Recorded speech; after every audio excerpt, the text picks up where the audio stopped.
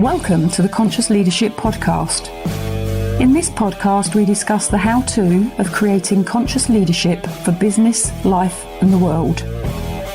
With ordinary people doing extraordinary things and being truly in control of their own health, wealth and happiness. Knowledge plus action with a plan creates magical results.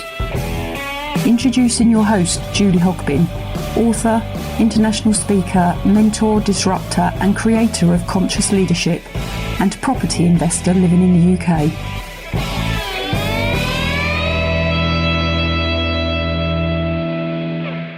This is Julie Hogbin, Conscious Leadership Podcast, talking to Kate Ashley Norman. So Kate, thank you very much for agreeing to do the interview with me. It's my pleasure. It's nice to be on the other side of the microphone. So for all the listeners out there and the viewers, whenever you get to view this, Kate runs the Mental Health Revolution podcast as well. And you launched that. When did you launch that? That was, the actual launch was in last November. So it's been running November, December? Yeah, about 9-10 months now. Wow. I know, it goes, doesn't it? It goes amazingly quickly. It does. And how many sort of interviews, episodes have you? Well, it comes out once a week, so normally it's on a sort of Wednesday/Thursday. I've actually had a couple of weeks off, so the next one's coming out this week, which is going to be good. And so it's nice to get back into it, actually. Yes. Had a bit of a holiday. Yeah, okay. We all need a holiday. We do. So the concept of your podcast is Mental Health Revolution. I think it's an intriguing name. Mm-hmm. I think I was with you when you chose it here in Peterborough, of all places. Mm-hmm. What's the concept behind your podcast?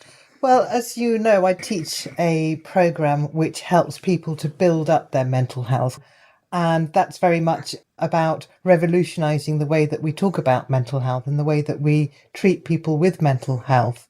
There is so much misinformation and disinformation out there that I just kind of wanted to find a platform on which to tell people about it.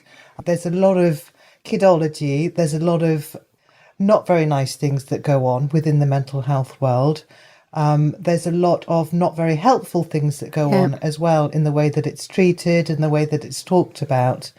That's not to say that I wanted to just talk about negative stuff all the time. The whole point is that we need to completely rethink the way that we approach mental health and the way that we talk about mental health so that it is much more preventative rather than reactive all the time.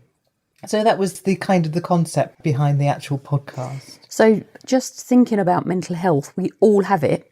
Of course. And some of us perhaps are healthier than others with our mental health, as we are with our physical health in our body. When you say kidology, what do you mean by that? Well, I think the biggest thing is that for just as an example, depression is very much medicalised when it need not be medicalised. The big myth that everybody swears by is that depression is a chemical imbalance of the brain. Mm-hmm. Now, that's a very nice little package or very hook for depression to be put on, because then that gives a solution in the form of pills. Now, there's actually, when you start to look into it, there's actually not one piece of evidence that states that depression is caused by a chemical imbalance. There's lots of slightly skewed research papers that the pharmaceutical companies have put out, that kind of thing. And this is not me finding this out. This has actually been out there for decades. People have known this for decades. It's nothing new. I haven't discovered it. It's been out there for decades. But even now, there is still this myth that is being purported by so many people that depression is caused by a chemical imbalance. Now, that's all very well, and you know, people do go on to take antidepressants, and it helps them to get to overcome it, which is fine for a short period of time. But what has happened really is that over time, people take it for 6 weeks, and then they go on to 6 months, and then they go on to 6 years, and it becomes a lifestyle. And what that does is that keeps people in this cycle of depression, and it keeps people in this cycle of the belief that they have something which is chemically wrong with them, which is actually not true. So I have to say I'm absolutely with you on this, because I do not believe in taking tablets at all. and I personally don't for anything. I think there's other solutions to things. Physical health is your diet and your intake, etc. So for mental health, if people are on antidepressants, as they're commonly called in my world, that's what I think they're called. If they're on antidepressants, they've been on them for a number of years, and they have a belief system that they need the tablets to be well, what's their options in being taken, getting off the tablets and becoming with the mental health well? Okay, right. So what's the alternative? What Yes. do you mean? Yeah, it's an interesting one, isn't it? The research actually shows that antidepressants are no more effective than a placebo, in effect. Okay. So it's very much the thing that, you take this pill, you feel better. Now, is it because the pill's making you feel better, or is it the placebo? So that's the one element to it.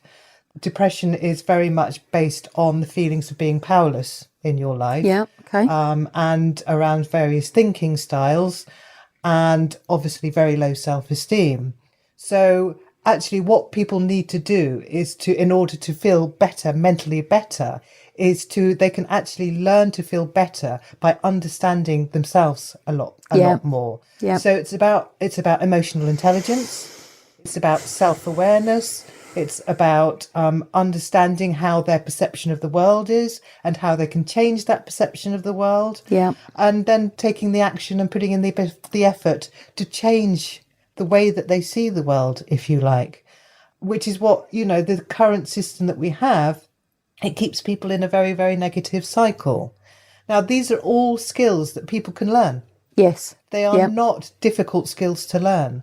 So it's just a question of understanding and learning. And when it comes to the system, these are the skills that we ought to be teaching kids in school.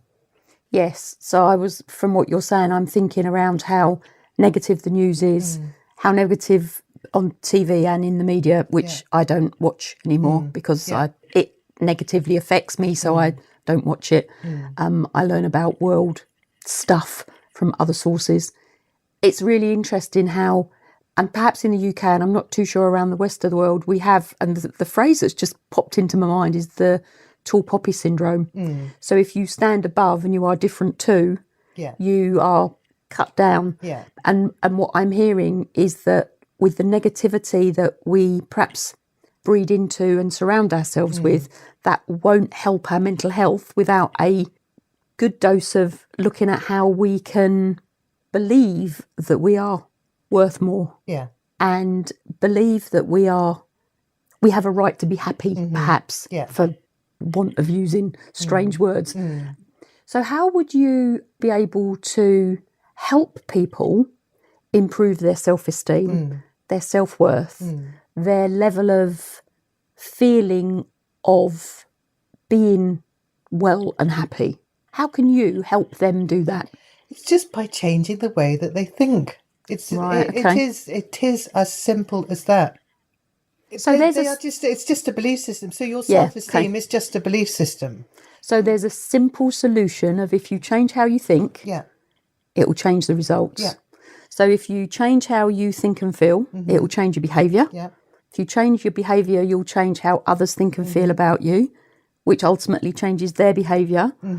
And if they're behaving differently to you, that will change how you think and feel as well. So is there a cycle within? It's almost a cycle, but it's almost not about the other people anyway, because you Just can't about control. yourself. You can't control how other people are to you, and when you start to understand how other people try to control you, and how you try to control other people, and the anxiety that creates in itself, you begin to understand the relationships between people so much more. Yes. So when it's control is a big issue, I think, in a lot of relationships, and people don't see it because quite often it comes from a place of love.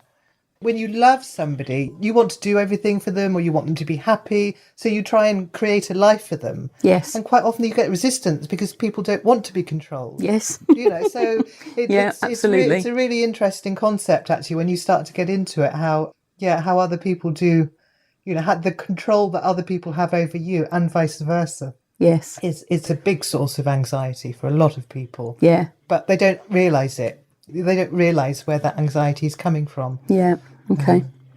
So going back to what you were saying about children, so if we give our children, and I don't have children, but I know you do, if we give our children a good start in life and we can teach them that mental health is something to be looked after, how can parents provide that for their children? I think by letting them get out into the world and make mistakes, I think, is one of the big ones. Right. Life is predictable in its unpredictability. Yeah. And we all are going to go through waves of good times and bad times, and when things are going right and when things are going wrong. And, quite often it feels like all the wrong things are happening all at the same time. And, and we need to be building the skills so that kids can ride the waves of the lows. They strengthen themselves at the high point so that they can ride the lows with volition and with strength. They need to be able to make mistakes. They need to be able to fail. Perfectionism is a big thing, I think, in children, particularly in schools. So that perfectionism, they need to learn not to be perfect. They need to learn to tolerate the grey areas, if you like. We need to maybe talk to kids in a less mental health kind of language. What do you mean by that? So it was quite interesting. I was actually this morning reading an article in the paper about how children are being taught to use words like triggers and anxiety and panic attack. They're being taught to use those words? Well, taught in the way that because mental health is being so talked about in schools, so schools have to be very aware of what's going on. Yeah. So the kids are obviously picking up on this, and a lot of it comes from the language that we use. Yes. So when kids are, when you've got a sort of a 14, 15-year-old girl who's saying she's being triggered by something she's seen in social media and it's triggering her anxiety, she's learning the language of mental health. Yes. So instead, actually, what we need to be teaching them is not that she's being triggered, but actually that she's looking at something in a certain way. But if she had high self-esteem and stronger thinking, she managed her thinking better. She was less, maybe she's a bit catastrophic. Teenage girls can be a bit catastrophic in the way that they react to things sometimes. Then she wouldn't be triggered. Her anxiety wouldn't be triggered. Yeah, okay. Do you understand where yes, I mean? I do. It's about coming from it from a completely different point of view. So it's not about blaming the social media and what's happening outside, because you can't control everything that's going on outside. Yeah, no, you can't. It's about building the child up in a really positive, empowering way from the inside. Which would start at a very young age. It can start from toddlerhood, really. Yeah, it's very interesting because I've been having thoughts recently. I only discovered, and I think this has something to do with what you're saying. I only discovered probably a couple of years ago that my mother hated dentists, hated them. But I don't have that fear. Yeah. So something she did all the way through my upbringing allowed me not to be anxious around dentists, going to the dentists and, keeping... So there's something in around, for me, how our parents bring us up. For those of you that are listening to the podcast, I'm doing a video of this and the camera's just fallen over as well. And we're now protecting it with Kate's flip-flop. Yeah, that's okay. The flip-flops will hold it up. Don't worry. So for me, there is something in whatever my mum's belief systems were around, whatever it was, she didn't, and neither did my father. Whatever they may have had, they didn't imprint that into me as a child to give me any anxiety around the thing. Yeah. So for parents, what's one thing they can do to, maybe a quick tip if there is one, and I have no idea, a few quick tips for parents on how they behave around their children, what they say around their children or do around their children that can support the child in being healthier with their mental health. I think the easiest one to implement straight away is language and the use of positive, empowering language. Because not only will it help the child, it will help the mum and dad as well. Yeah. Simple as that. Yeah. Simple as that. It's, we talk in such disempowering language to each other sometimes. Yes. And you know what? I'm probably as guilty of it as anybody. When you're tired, you're a bit stressed and all the rest of it. And, you want to, just flop in front of the TV and chill out from a busy day. But it's just a little bit of effort. And often that's an intrinsic thing in that, you get so used to talking and using a certain language. It's just a little bit of effort to make the change from negative to positive is probably the easiest way. Yeah, okay. And I think that will probably be more, it will be easier for some than others to do that, depending on what their upbringing is. Who is your client group? Are you working with children or adults? I prefer to work with adults. I've got 4 kids of my own, and that's more than enough for me. So I love working with depressed people. Right. That's my joy. I know that sounds a bit of a strange thing, but literally with when I work with depressed people, within a couple of weeks, when you see the physical changes that they go through, and it is physical, it's really, really empowering. So somebody who's depressed in a couple of weeks can have massive inroads into not being depressed. Yeah. But they have to want to change. Yes, that's like anything in life, they have to want to change. If they're looking for that magic cure, that I'm going to wave my hands over them and that they're going to it's not like that. It's bloody hard slog, to be honest with you. But you do have to put it. And you've got to do something. You've got to do it. So if you're controlling your thoughts, interestingly, if you're controlling your thoughts, which is what I'm hearing it's mainly about, a lot of those thoughts would be unconscious. So they just run around like the second little voice in your head that you don't hear but is always talking to you. Absolutely. Well, we have about 65,000 thoughts a day. Yeah. You can't be conscious of every single thought. No, absolutely. And we're something like over 90% habit, aren't we? So, and we do things so we don't have to think about doing things. Yeah. That's really interesting. So when you're working with someone who's depressed, you are asking them to be consciously aware of unconscious thoughts that are potentially driving their thought processes, therefore behaviours, therefore feelings. Yeah. I don't know, I've got that round the wrong way. Interesting.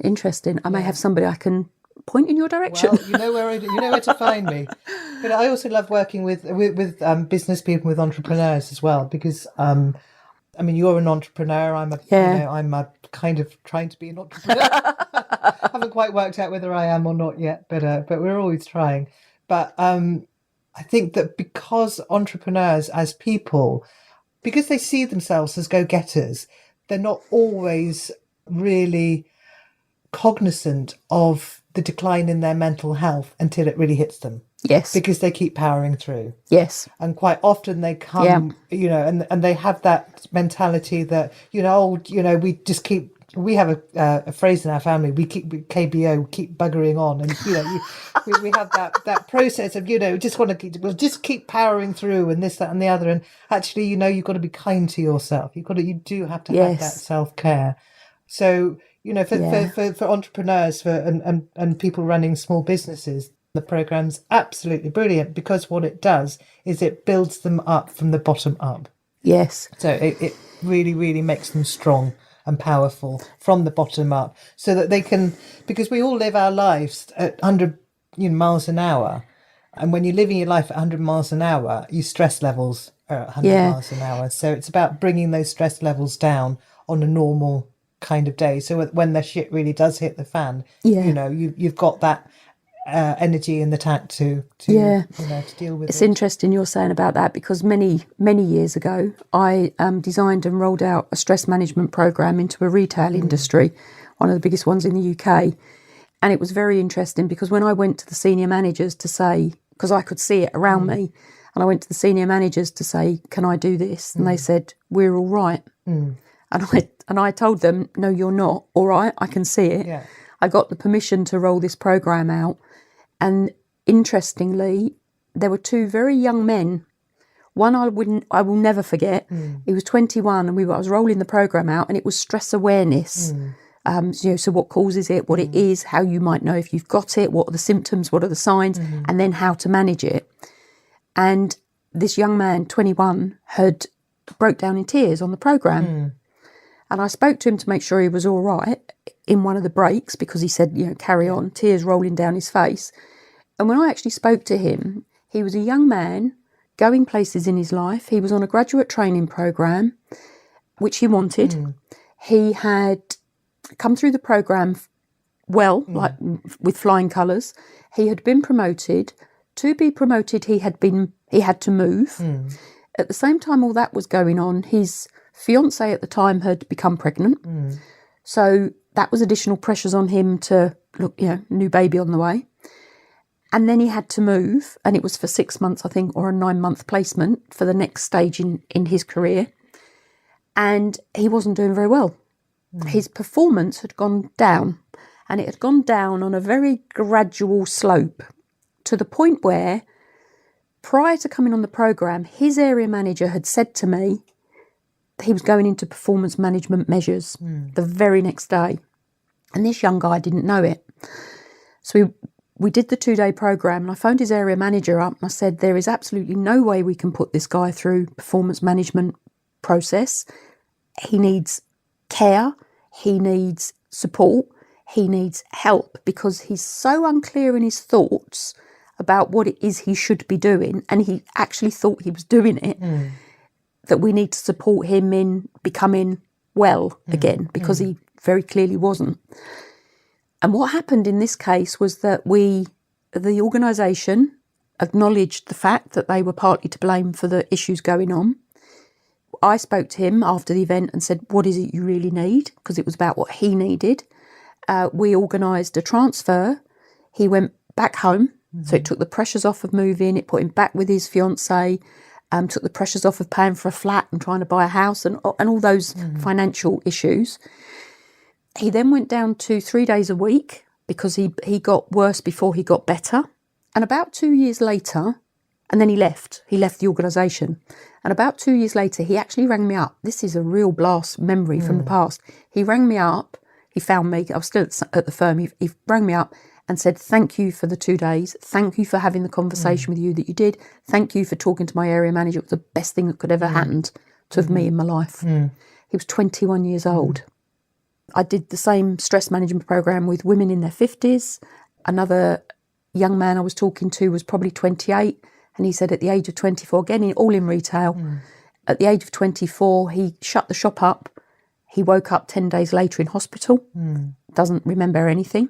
He'd collapsed on the way home because they hadn't looked after and hadn't felt able to say, or maybe didn't even know they were going down that slippery route, slide to somewhere unpleasant. So thinking about entrepreneurs and business owners, and my definition of an entrepreneur is the buck absolutely stops with you. Yeah. Absolutely. There's no lifeline, there's nobody else but you that you can rely on to do the thing that it is you're doing. What, and I don't know whether you can answer this question or not, I'm hoping you can. I'll try. What are some of the, I'm going to say, earlier signs? So if we can be preventative, fine. I mean, I have coaches and mentors, and I was telling you earlier, I'm working with somebody that's helping me clear things from my mum's death last year. As an entrepreneur or a business owner, whatever we want to call ourselves, what are some of the earlier signs that people may be able to recognise that may give them a clue that something isn't quite right? So rather than let it get to the point where they're depressed or stressed, or what are some of the earlier signs maybe that some people can recognise where they're going, oops, actually, let's have a conversation with somebody about this now? I think a lot of it comes from overwhelm. So when you're looking at that decision-making process, so we're talking about like the buck stopping with that individual, the inability to make decisions with clarity is an issue. Yes. When you're trying to build a business. Yeah. So I think that if there is ongoing confusion in that decision-making process, I think that's quite a big sign, particularly if in the past you've been quite focused on decisions and can make decisions quickly and easily. I think that's quite a big one, because as an entrepreneur you need to have that clarity of thought. What happens when you get stressed is that your whole vision kind of narrows down, and you become very tunnel visioned. Yes, which in many respects is quite good because you focus on what's right, But if you like that all the time, then you stop looking around you. Yeah. And then you can't make those decisions anymore. Yeah, because you haven't got You haven't got the width, the breadth Yes. of knowledge and outlook, if Yes. you like. So I think that's probably a quite a big one. Could you work with people in that position? Oh, yeah, definitely. Oh, yeah. Yeah. It all comes from the same place. Everything Yes. comes from the same place. So yeah, totally. Yeah, okay. It's a really interesting. Do you know what, Julie? There's nothing complicated about it. No. And that's the thing. We overcomplicate things. And Yes. It doesn't have to be complicated. Yes. I like that. Oh. I like it not being complicated. Yeah. No, it's actually very, very simple. And when you know it, you think, why the hell didn't I know this before? And this is interesting as well, going back to children and going perhaps back to the education system and how we're taught a certain way. We're not actually taught how to think and to think. No, we learn it from parents, we Yes. learn it from our friends, we learn it from our teachers. So we learn it from all these different influences. Yes. And I know there's been, my background's learning and development and management and leadership development. And I know there's research done on how there's 4 key areas that we as adults need to be able to learn. And one of those things is self-concept. Mm-hmm. So what we believe to be true. Yeah. There's another one around timing, about as adults we need to learn when the time is right, because otherwise we forget, basically. Mm-hmm. And it has to be right for us. Mm-hmm. There's one, I'm not probably going to remember the 4. One is around the motivation, so what's in it for us now, and experience. So as adults, they're the 4 things as adults that make us different to children. And if we can tap into our previous experience, it's easier for us to learn. Yeah. Because it makes it relevant. So I'm just thinking around with entrepreneurs, small business or business owners who maybe are just walking into that field. And this is a few thoughts I've been having recently around, the title of this podcast is Conscious Leadership. And if we can consciously lead rather than leading from our unconscious and not knowing what's driving us, we can create far better results far quicker for us, for our family, for our loved ones.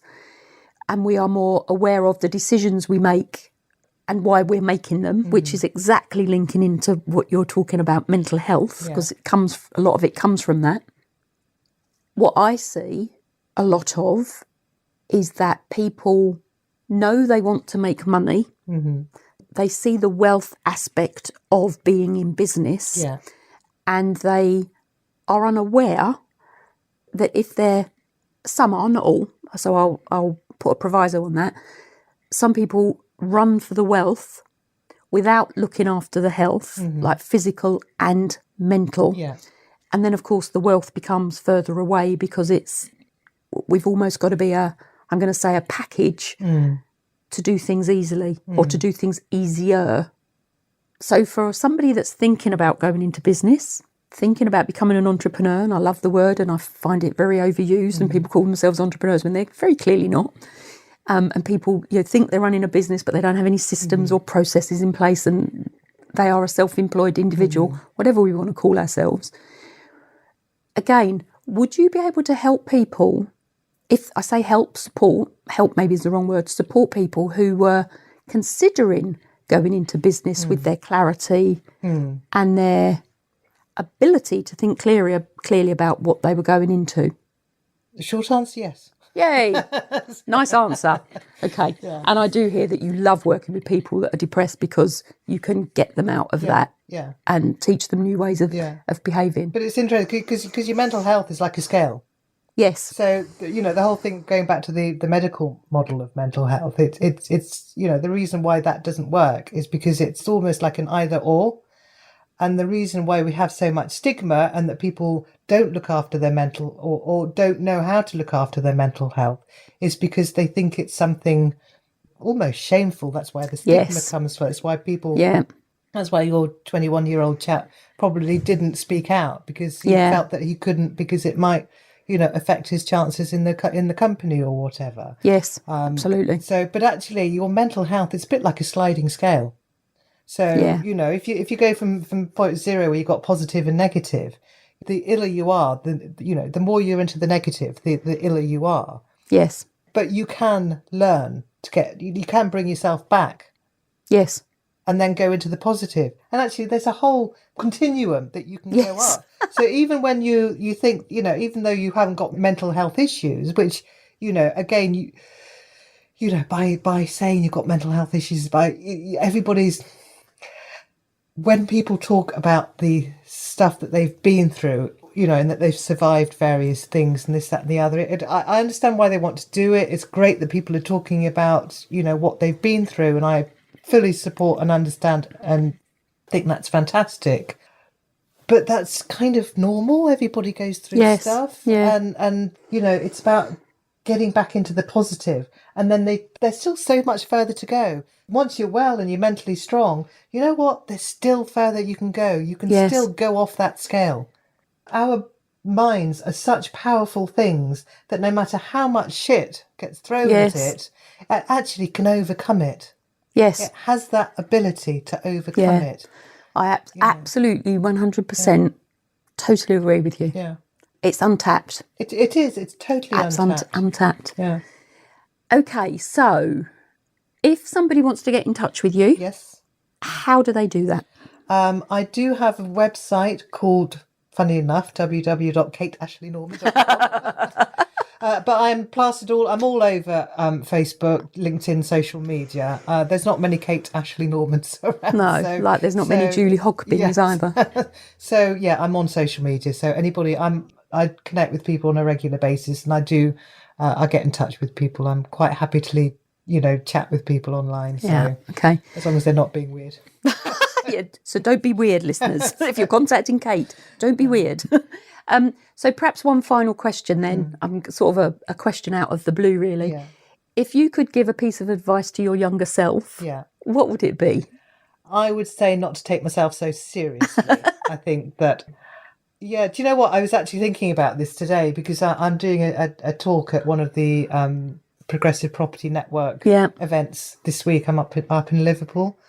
And one thing that I've really struggled with when I've been putting my talk together is my story. I've been very open about the fact that I've never had a mental health issue. Yeah. And I still stand by that. I've never had a mental health issue, but I have had a lot of issues that I've gone, things that I've gone through in the past. And I was also, do you know Teresa Brooks coaching? Well, anyway, no. I'm surprised you don't know her actually. But anyway, I interviewed her for my podcast, and we were talking about this, and actually there was a period in my time when I had quite a few panic attacks. Oh, okay. And I think that was kind of the start of my journey into, because I managed to pull myself through that. Yes. And then, in later years when I discovered the program and became a consultant within that, it all kind of clicked into place as to, what I went through and how I managed to pull myself out of that. What would I say to my younger self? Do you know what, Kate? I was far skinnier than I thought I was in those days. That's what I think. I wasted so much energy worrying about being fat, and I was actually 2 stone lighter then than I am now. So I would tell myself not to worry about that. That's what I would tell myself. Okay. It's really interesting, the self-perception we have of, and then how perhaps I'll say with age, you suddenly realise it's not important. Yeah. It's really not important. I saw a photograph of myself and I thought, that's my bum. I didn't have a big bum. I did not have a big bum. I went through years thinking I had a big bum and I didn't. But there you go. Yeah. Maybe that's another podcast episode we do about self-perception. Well, absolutely, yes. So again, Conscious Leadership Podcast is signing off for the video and the recording. So if anybody wants Kate to come and talk on mental health, contact her. Yes, and again, if anybody wants me to come and talk about conscious leadership and everything that I'm doing, well, we can be a double act. Yeah, we could be a double act. I think we'd probably work quite well together, actually. So thank you for listening. If you've got any questions, please find us and ask us, because both of us will be more than happy to help. So bye for now and see you on the next episode. Thanks for listening to the Conscious Leadership Podcast. You can contact Julie on LinkedIn, Facebook, Instagram, Twitter, Pinterest, and Hear Me Out. Please subscribe to her YouTube channel for how-to videos and more content. And please message Julie to have your questions answered. Until next time, remember, knowledge plus action with a plan creates magical results. See it, say it, write it, believe it, and achieve it.